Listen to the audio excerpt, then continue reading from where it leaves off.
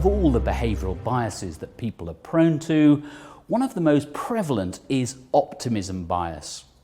We typically assume that things are going to turn out better than they do, and we overestimate the control that we as individuals have over events. It's widespread, and it's one of the things that you really need to guard yourself against as an investor. Both your own optimism, but also other people being optimistic with your money is also a thing that can really trip you up and lose you a lot of money.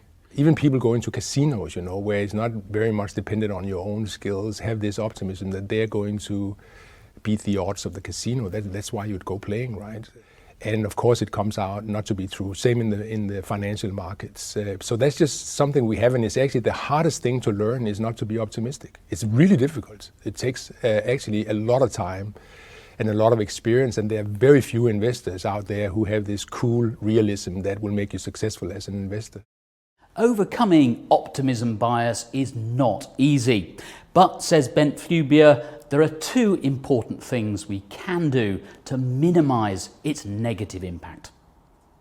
The first thing is to realize that you do have it. You have optimism bias, so we are all biased. So the first thing is to realize I'm biased, and then take it from there. And of course, if you're biased, you need to be de-biased. So you need to de-bias your decisions. And that's actually possible. Just telling people about what the empirical data are regarding the decision that they're making will make them less biased. It will not eliminate the bias. It doesn't go to zero, but it'll eliminate 30 to 50% of the bias. But, says Professor Flubier, there's a more effective way to tackle optimism bias. And that's to keep the number of subjective decisions we make as investors to an absolute minimum. The real secret to getting bias out is not to make subjective decisions. You basically want to make decisions that are more or less automatic. So instead of trying to time the market, you'll say, like, if you are investing and say, I'm going to invest every 3 months on a specific date, I'm going to invest whatever I have at that moment, I'm investing.